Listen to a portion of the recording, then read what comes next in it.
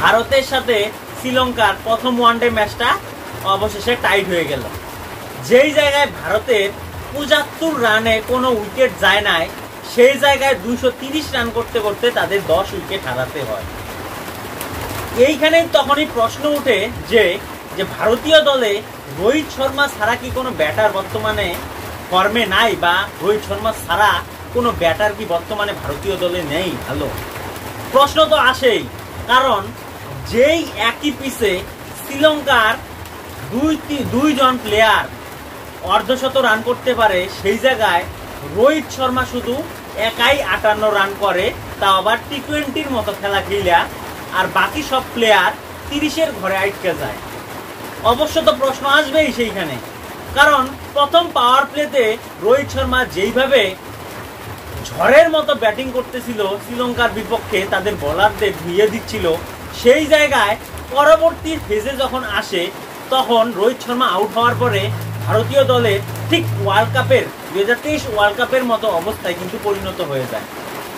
তারা এমনভাবে খোলসের ভিতরে ঢুকে পড়ে, সেই খোলস থেকে বারণে যখন চেষ্টা করে তখন কিন্তু তারা কাটা পড়ে যায়।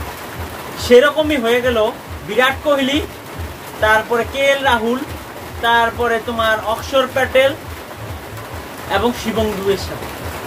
কারণ এত সুন্দর ম্যাচটা, যেই জায়গায় ৭৫ রানে কোনো উইকেট নাই ভারতীয় দলের, সেই জায়গা থেকে কিভাবে ম্যাচটা টাইট হয়। আর এই ম্যাচটা টাইট হওয়ার পরে কোনো সুপার ওভার নাই, অতএব ম্যাচটা টাইটই থাকবে। তো এখানে অবশ্যই প্রশ্ন উঠবে ভারতীয় ব্যাটারদের, শ্রেয়স আয়ারের মতো প্লেয়ারদের, যেই জায়গায় খেলা ধরার জায়গায় সেই জায়গায় কিভাবে খেলাধুলা করতে একমাত্র তারাই জানে। এবং বলারেরও প্রশ্ন তুলতে হবে এই জায়গায়, কারণ ভারতীয় বলার ওয়ার্ল্ড ক্লাস বলার, কিন্তু শ্রীলঙ্কার বলারের অপেক্ষা কিন্তু ভারতীয় বলার স্পিনাররা সেরকম ডাক ফুটাইতে পারে নাই। কারণ এই জায়গায় শ্রীলঙ্কার হাসারাঙ্গা, আশালঙ্কা, তারপরে যে দুনিত এত সুন্দর স্পেল করছে, সেই জায়গা থেকে ভারতীয় অক্ষর প্যাটেল ছাড়া কিন্তু যে কুলদীপ যাদব আছে, ওয়াশিংটন সুন্দর আছে, তারা সেরকম ভাবে কিন্তু উইকেটও নিতে পারে নাই এবং রানও কিন্তু আটকাইতে পারে নাই। সেই জায়গা থেকে বিচার করলে কিন্তু শ্রীলঙ্কার বোলাররা অনেক গুণে ভালো বোলিং করছে এবং তাদের ব্যাটাররাও কিন্তু ভারতীয় রোহিত শর্মা ছাড়া অন্যান্য ব্যাটারের তুলনায় ভালো ব্যাটিং করছে। আর এই ম্যাচটা আমি শেষ পর্যন্ত দেখে বুঝলাম যে এই ম্যাচটা শ্রীলঙ্কার প্রাপ্য ছিল, কিন্তু তাদের কপাল গুণে তারা পায় নাই।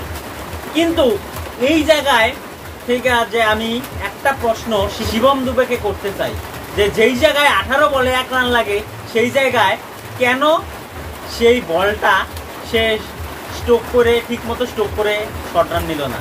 এবং পরবর্তীতে অর্শদীপ সিংকে বলতে চাই, কেন সে যেখানে 1 রান লাগে জিততে, সেই জায়গায় কেন জোরে মারার চেষ্টা করলো এবং LBW হয়ে আউট হয়ে গেল।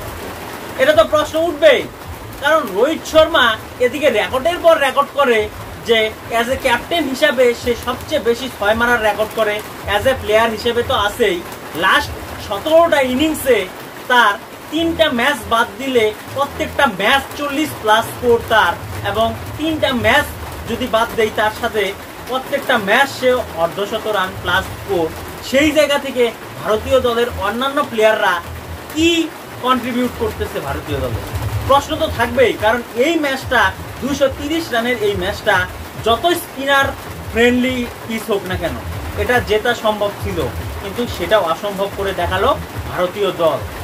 এখানে অবশ্যই ম্যানেজমেন্ট, অবশ্যই ক্যাপ্টেন, অবশ্যই প্রত্যেকটা প্লেয়ারকে এখানে প্রশ্ন তুলতে হবে যে কেন তারা এই ম্যাচটা জিততে পারলো না।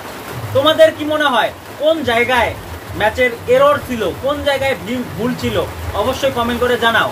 আর ভিডিওটা ভালো লাগলে লাইক করো, শেয়ার করে আর অন্যান্য বন্ধুদের কাছে পাঠিয়ে দাও যে কোন জায়গায় প্রবলেমটা ছিল সেটা জানার জন্য। আর যদি ভালো লাগে অবশ্যই ফেসবুকে দেখে থাকলে ফলো করো, আর ইউটিউবে দেখে থাকলে অবশ্যই সাবস্ক্রাইব করে আমাদের পরিবারের সঙ্গে থাকো। দেখা হচ্ছে পরবর্তী ভিডিওতে। ধন্যবাদ।